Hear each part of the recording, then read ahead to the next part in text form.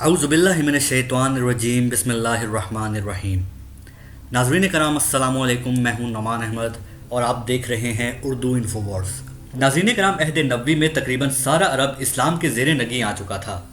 ہجرت کے 9ویں سال رومنز نے عرب پر حملہ آور ہونے کا ارادہ کیا۔ ہمارے پیارے نبی محمد صلی اللہ علیہ وسلم ان کے مقابلے کے لیے 20,000 مجاہدین کو لے کر جہاد پر نکلے تھے، جسے جنگ تبوک 9 ہجری کہا جاتا ہے، لیکن جنگ نہ ہو سکی تھی۔ یعنی عرب کے ارد گرد جتنی بھی چھوٹی بڑی سلطنتیں تھیں، سب کی سب اسلام اور عربوں کے دن بدن ترقی اور فتح سے بے چین تھیں۔ یہ لوگ کسی بھی طرح اس خدائی لشکر کو روکنے کے لیے پلاننگز کر رہے تھے۔ چنانچہ عہد فاروقی آتے آتے ایرانیوں کی عظیم سلطنت ساسانی بھی جوش میں آ گئی اور عرب کے سرحدی علاقوں میں آئے روز فتنوں اور بغاوت برپا کرنے کا سلسلہ شروع کر دیا گیا۔ ایرانیوں کے بادشاہ اور اس وقت کا کسرا عربوں سے دشمنی مول نہیں لینا چاہتا تھا، چنانچہ ایران کے بڑے بڑے سرداروں نے مل کر اسے تخت سے اتار دیا اور اس کی جگہ 17 سالہ جوان یزدگرد سوم کو تخت پر بٹھا دیا گیا۔ اس کے بعد تمام ایرانی افواج کو اکٹھا کر کے شروع سے جنگی انتظامات کیے گئے اور اپنے سب سے بڑے ایرانی شمشیر باز، ماہر جنگ اور مشہور تلوار باز رستم کو سپہ سالار بنا کر عربوں کے خلاف محاذ تیار کیا گیا۔ جب امیر المومنین سیدنا فاروق اعظم رضی اللہ تعالیٰ عنہ کو کسرا اور ایرانیوں کی کارستانی معلوم ہوئی تو آپ رضی اللہ تعالیٰ عنہ نے فوراً مجلس شورا طلب کی۔ فتوح البلدان میں ہے کہ آپ نے عرب کے تمام تھنک ٹینکس، ماہرین جنگ، علماء، رئیسوں اور اہل رائے حضرات کو جمع کیا اور ایرانیوں سے مقابلے کے لیے مشورہ کیا۔ ناظرین، علامہ طبری نے لکھا ہے کہ امیر المومنین سیدنا فاروق اعظم نے بنفس نفیس جنگ میں جانے کا ارادہ کیا، اس لیے کہ اس وقت ایران دنیا کا سب سے طاقتور اور دولت مند ملک تھا، جیسے آج امریکہ، روس اور چائنا وغیرہ ہیں۔ لیکن اکابر صحابہ نے حضرت عمر فاروق کو نہ جانے کا مشورہ دیا اور عرض کیا کہ آپ کا دارالخلافت چھوڑنا مناسب نہیں ہے۔ چنانچہ فاروق اعظم نے اکابر صحابہ کا مشورہ پسند فرمایا اور ایک بلند مرتبہ صحابی رسول جو کہ جنگوں میں مہارت رکھتے تھے، حضرت سعد بن ابی وقاص کو سپہ سالار مقرر کیا۔ ان کے ہمراہ 20,000 جانثاروں کا انتخاب کیا گیا، جس میں 70 بدری صحابہ، 300 بیعت رضوان کے جانثار، اسی قدر فتح مکہ کے اصحاب اور اتنے ہی اصحاب زادگان شامل تھے۔ لشکر روانہ ہوتے وقت حضرت عمر فاروق رضی اللہ تعالیٰ عنہ نے نہایت درد انگیز اور پر اثر نصیحت کی، اور چونکہ عرب اور ایران کے درمیان عراق ہے، اس لیے یہ جنگ عراق ہی میں ہونی تھی۔ حضرت عمر فاروق رضی اللہ تعالیٰ عنہ تجارت کے سلسلے میں پورے عراق کا سفر کر چکے تھے اور وہاں کے چپے چپے سے واقف تھے، لہٰذا لشکر کی تمام نقل و حرکت، ترتیب و تنظیم اور مورچہ بندی کی ساری ذمہ داری اپنے ہاتھوں میں رکھی اور سپہ سالار اعظم حضرت سعد بن ابی وقاص کو ہدایت کی کہ ہر منزل پر نقشہ بھیجتے رہیں۔ اس کے بعد 20,000 مجاہدین پر مشتمل یہ کارواں وقت کی سب سے بڑی طاقت سے نبرد آزما ہونے کے لیے نکل پڑا۔ ناظرین، عراق اور ایران کے درمیان دریائے دجلہ بہتا ہے، سرحد پر میدان قادسیہ موجود ہے۔ اسی قادسیہ کے مقام پر اسلامی لشکر نے اپنے خیمے نصب کر لیے۔ علامہ طبری نے لکھا ہے کہ سعد بن ابی وقاص نے قادسیہ پہنچتے ہی پورا نقشہ مدینے بھیجا۔ حضرت عمر فاروق رضی اللہ تعالیٰ عنہ نے فرمایا کہ جنگ سے پہلے اسلامی سفیروں کے ذریعے ایرانیوں کو اسلام کی دعوت دی جائے۔ ناظرین کرام، یہ تھی اسلامی سفارتکاری۔ اس حکم پر سپہ سالار نے اشس بن قیس کندی کو تبلیغ کے لیے ایرانی لشکر میں بھیجا۔ رستم نے پوچھا، تم کیوں آئے ہو؟ مسلمان سفیروں نے جواب دیا کہ کسرا یزدگرد کو اسلام کی دعوت دینے۔ رستم اس پر بگڑا اور مٹھی بھر خاک اٹھا کر مسلمانوں کو دیتے ہوئے کہا کہ ہماری زمین پر تمہارا یہی حصہ ہے۔ ایک صحابی رسول صلی اللہ علیہ وسلم نے اس خاک کو دامن میں لے لیا اور مسلمان سفیروں سے فرمایا کہ ایران پر قبضہ کرنے کے لیے یہ نیک فال ہے۔ اس کے بعد مسلمانوں نے کسرا یزدگرد کو دعوت دی۔ اس نے غصے اور جوش و غضب میں آ کر کہا کہ اگر سفیروں کو مارنا جرم نہ ہوتا تو تم میں سے کوئی زندہ لوٹ کر نہ جاتا۔ اس کے بعد حضرت مغیرہ ابن شعبہ کو دعوت کے لیے بھیجا گیا، مگر اس بار بھی رستم اور ایرانیوں نے گھمنڈ اور غرور میں رہ کر مسلمانوں کی دعوت کو ٹھکرا دیا۔ جب حضرت مغیرہ بن شعبہ مذاکرات کے بعد واپس آئے تو رستم نے اپنی فوج کو تیاری کا حکم دے دیا۔ دونوں لشکروں کے درمیان ایک نہر حائل تھی۔ رستم کے پاس پیغام بھیجا گیا کہ تم نہر کے اس طرف آ کر لڑو گے یا ہم کو نہر کے اس طرف آنا چاہیے۔ حضرت سعد بن ابی وقاص نے کہلوا بھجوایا کہ تم ہی نہر کے اس طرف آ جاؤ۔ چنانچہ تمام ایرانی لشکر نہر کو عبور کر کے میدان میں آ کر جم گیا۔ رستم نے اپنے ہر اول دستے اور لشکر کے ہر ایک حصے کو طاقتور جنگی ہاتھیوں اور ذرہ پوش سواروں سے ہر طرح مضبوط و مکمل کر رکھا تھا، جبکہ رستم نے خود لشکر کے بیچوں بیچ قیام کیا ہوا تھا۔ ناظرین کرام، یہ ایرانی لشکر 2.25 لاکھ جنگجوؤں پر مشتمل تھا، جو اپنے برخلاف زیادہ سے زیادہ 30,000 کے اسلامی لشکر کے مقابلے میں جنگ پر آمادہ ہوا تھا۔ ایرانی لشکر کے یہ لوگ اسلامی لشکر کی نسبت ہر طرح کے جنگی سامان سے مسلح تھے۔ ناظرین کرام، اسلامی لشکر کے سپہ سالار حضرت سعد بن ابی وقاص اس وقت ارک النساء کے درد میں مبتلا تھے، لہٰذا نہ گھوڑے پر سوار ہو سکتے تھے اور نہ ہی چل پھر سکتے تھے۔ میدان جنگ میں اسلامی لشکرگاہ کے سرے پر ایک پرانے زمانے کی بنی ہوئی پختہ عمارت کھڑی تھی، حضرت سعد خود اس عمارت کی چھت پر گاؤ تکیے کے سہارے بیٹھ گئے اور اپنی جگہ میدان جنگ کا سردار خالد بن ارفتا کو تجویز کیا۔ حضرت عمرو بن ماد یقرب، حضرت عاصم بن عمرو، حضرت ربعی اور حضرت عامر وغیرہ نے حضرت سعد کے حکم کے مطابق تمام لشکر اسلام میں گشت لگا کر لوگوں کو جہاد اور جنگ پر آمادہ کیا۔ شورا نے رچ خوانی شروع کی۔ قاریوں نے سورہ انفال کی تلاوت سے تمام لشکر میں ایک جوش اور جنگی کیفیت پیدا کر دی۔ ناظرین، جب جنگ کا پہلا دن آیا تو یہ محرم کا مہینہ تھا۔ عیسوی کیلنڈر کے حساب سے 16 ستمبر 636 عیسوی کو یہ دونوں لشکر آمنے سامنے آ گئے۔ سب سے پہلے لشکر ایران کی طرف سے ہرمز نامی ایک شہزادہ میدان میں نکلا جو زرعی تاج پہنے ہوئے تھا اور اس کا شمار ایران کے مشہور پہلوانوں میں ہوتا تھا۔ اس کے مقابلے کے لیے غالب بن عبداللہ اسد رضی اللہ عنہ اسلامی لشکر سے نکلے۔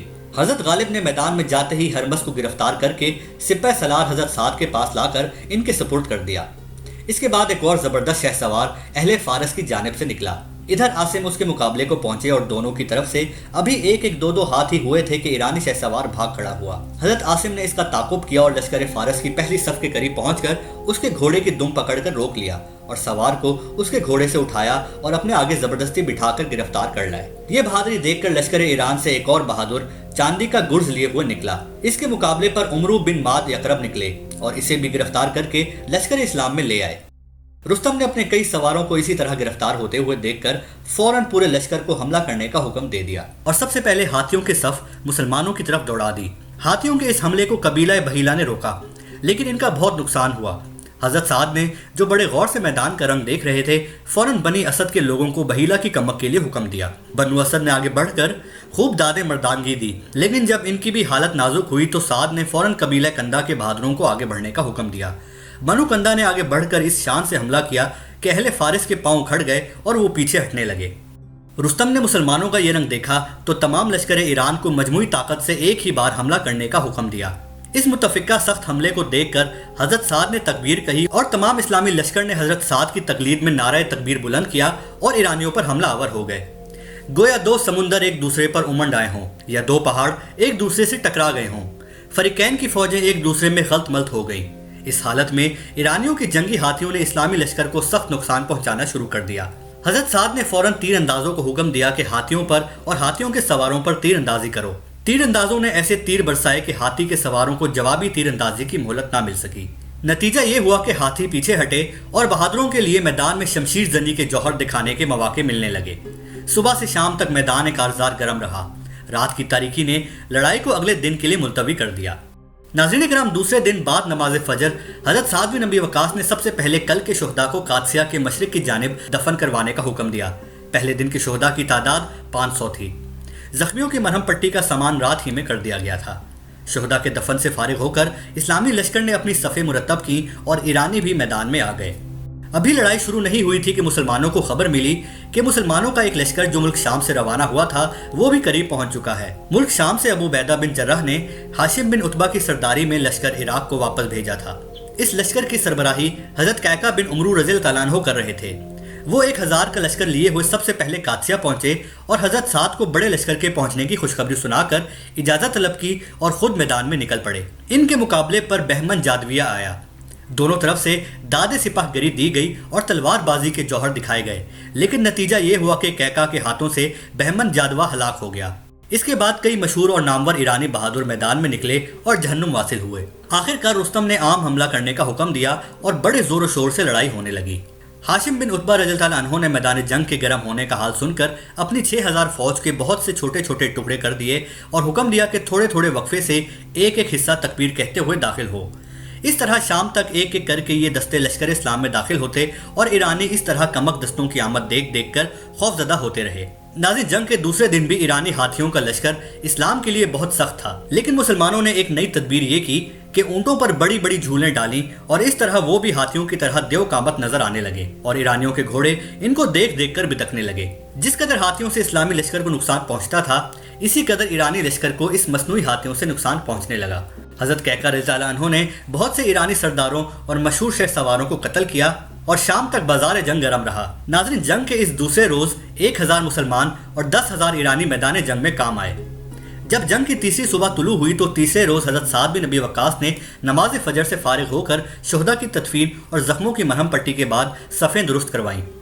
فجر سے لے کر مغرب اور مغرب سے شروع ہو کر صبح تک لڑائی جاری رہی۔ تمام رات لڑائی کا شور و غل اور ہنگامہ برپا رہا اور میدان جنگ میں سوائے تلواروں کے ٹکرانے کی آوازیں، گھوڑوں کی ہنہناہٹ اور تکبیر کی گونج کے سوا کچھ سنائی نہ دیتا تھا۔ جنگ کی پوری کیفیت حضرت سعد کو معلوم ہو سکتی تھی، نہ رستم کو۔ غرض یہ کہ رات بھی ایک عجیب قسم کی رات تھی۔ سپہ سالار اسلام حضرت سعد بن نبی وقاص رات بھر دعا میں مصروف رہے۔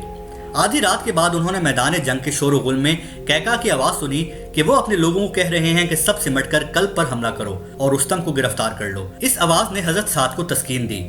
تمام دن اور تمام رات لڑتے ہوئے غازیان اسلام تھک کر چور چور ہو گئے، مگر اب پھر ہر قبیلے کے سردار نے اپنی اپنی قوم کو مقابلے کے لیے اکٹھا کیا۔ بڑے زور و شور سے تلواریں چلنے لگیں۔ حضرت کیکا کا رکابی لشکر لڑتا ہوا اس مقام تک پہنچ گیا جہاں رستم ایک تخت زری پر بیٹھا ہوا اپنی فوج کو احکام بھیج رہا تھا۔ اسلامی حملہ آوروں کے قریب پہنچتے ہی رستم خود تخت سے اتر کر لڑنے لگا، لیکن جب زخمی ہوا تو پیٹ پھیر کر بھاگ نکلا۔ حضرت ہلال بن علقمہ نے بڑھ کر بھاگتے ہوئے برچھے کا وار کیا، جس سے اس کی کمر ٹوٹ گئی اور وہ نہر میں جا گرا۔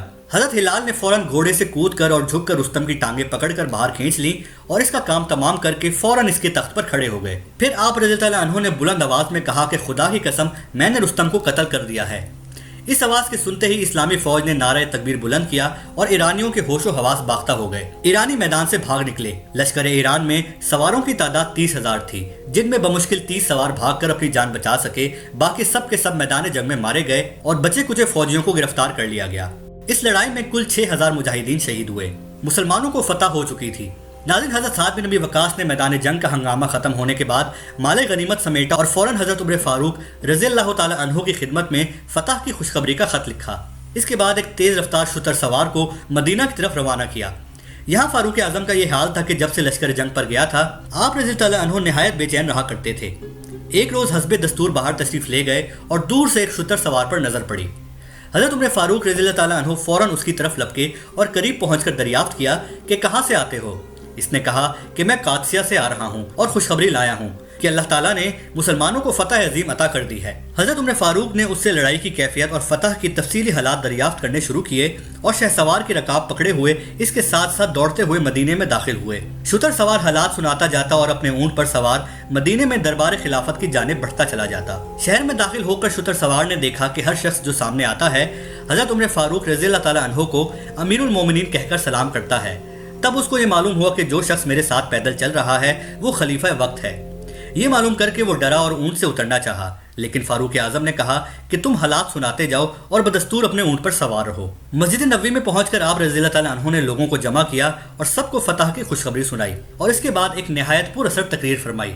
ناظرین کرام، جنگ کے خاتمے کے بعد مسلمانوں کے لشکر نے ایران کے دارالسلطنت مدائن کا رخ کیا۔ ایرانیوں نے دریائے دجلہ کا پل توڑ دیا تھا۔ سپہ سالار نے خدا کا نام لے کر گھوڑا دریا میں ڈال دیا۔ یہ دیکھ کر لشکر اسلام دریا میں کود پڑا اور دریا کی لہروں میں گھوڑے دوڑاتا ہوا پار اتر گیا۔ ایرانی دور سے یہ عجیب و غریب منظر دیکھتے رہے۔ مدائن میں داخل ہو کر کسرا کا تخت ہٹایا گیا اور اس جگہ منبر نصب کر کے سپہ سالار اسلام حضرت سعد بن نبی وقاص رضی اللہ عنہ کی امامت میں نماز جمعہ ادا کی گئی۔